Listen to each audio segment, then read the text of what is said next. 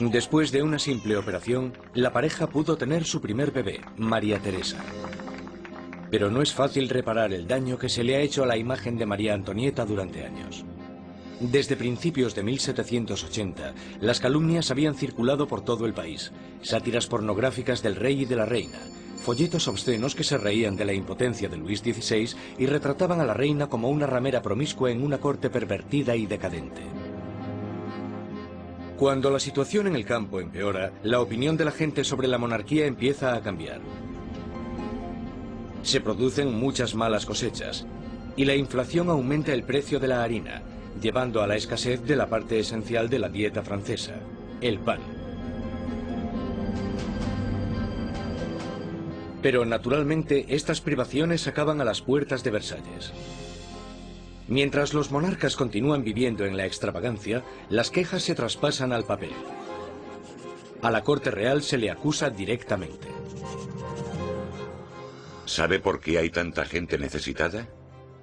¿Es acaso que su lujoso estilo de vida devora en un día lo que 1 millar de hombres necesitaría para subsistir?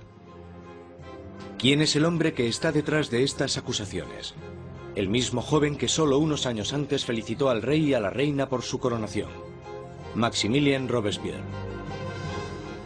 La gente pronto tendrá un portavoz que pedirá la libertad y la igualdad por la revolución.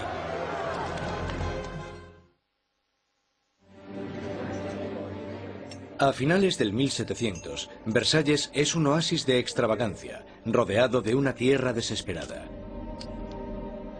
Y con un rey inseguro al mando, Francia está trazándose su camino al desastre.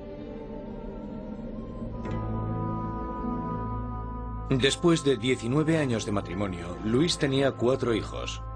Aún así, como rey sigue siendo impotente. En un intento por demostrar su liderazgo, Luis se mete a hacer reformas financieras. Pero su equivocada manera de manejar las finanzas carga a los pobres con muchos impuestos, mientras la nobleza no paga casi nada. Con la economía por los suelos y la gente cada vez más inquieta, parece que incluso Dios está enfadado, golpeando a Francia con el invierno más frío de los últimos 90 años.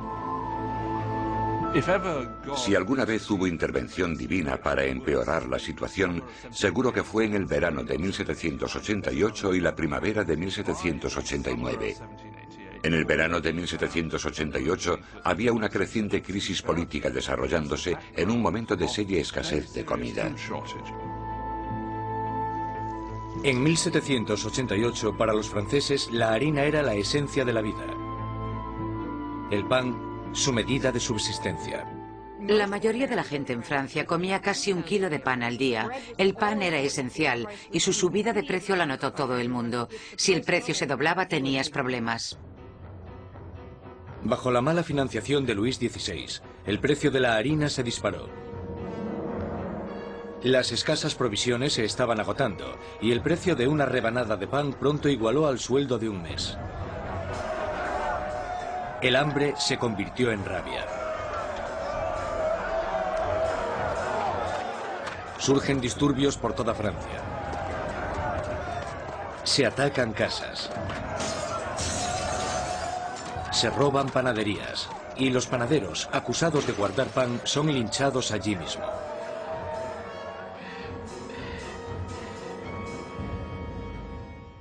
Con la economía destrozada, los bancos fuerzan a Luis XVI a contratar a un ministro de Economía, Jacques Necker. Necker, un pensador progresista, es popular entre la gente de una manera que Luis XVI solo puede envidiar. Durante la primavera del 89, Jacques Necker fue, sin lugar a dudas, el ministro más popular, porque saltó a la luz pública por sus escritos sobre el deber del gobierno de asegurarse de que haya pan y grano suficiente para todos. Con la nación en crisis fiscal, Necker insta a Luis XVI a convocar una reunión con el tradicional cuerpo representativo del reino, los Estados Generales. Es la primera vez en 175 años que se reúne a estos representantes. Políticamente, Francia estaba organizada en los llamados 3 estados.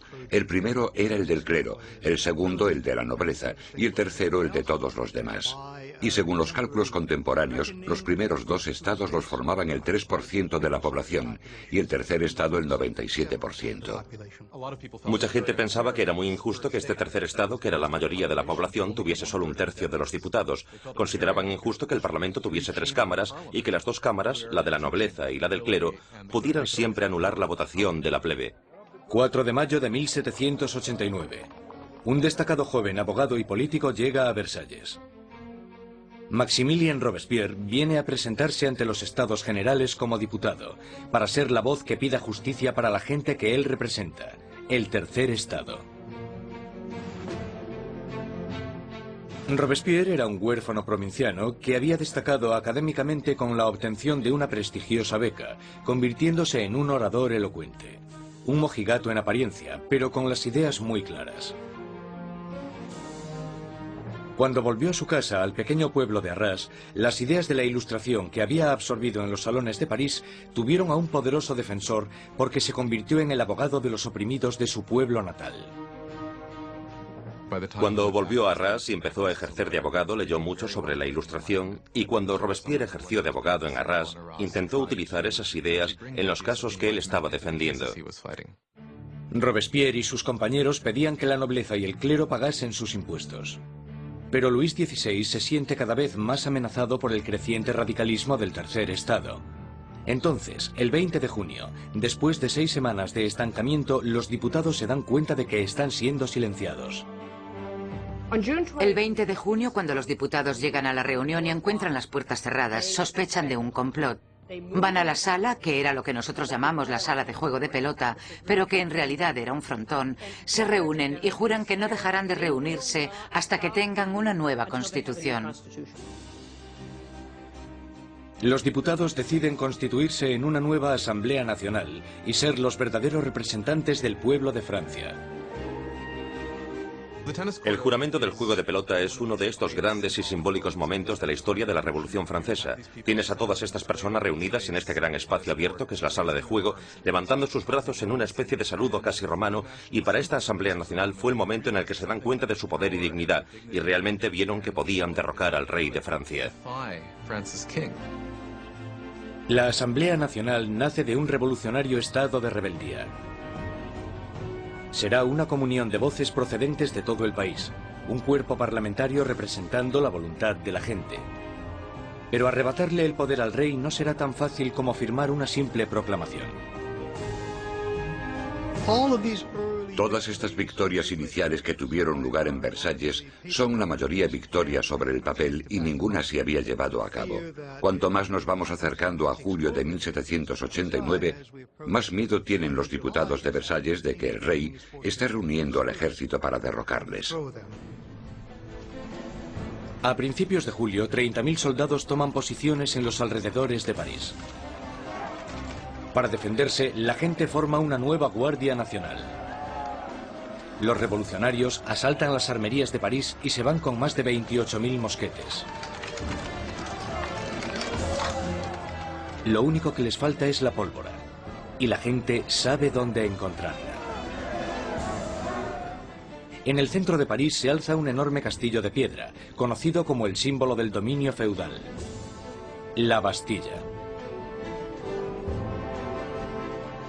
La prisión acoge los almacenes de pólvora de la ciudad y se conoce como la prisión de las torturas y las muertes inexplicables. La Bastilla había sido el gran símbolo del despotismo monárquico, el gran símbolo de los reyes de Francia yendo más allá de los límites de su propio poder. Para los franceses simboliza el horror. En medio de las revueltas se produce un sorprendente escándalo. Luis XVI despide a su ministro de Economía, el apreciado Jacques Necker, por portarse demasiado bien con el pueblo.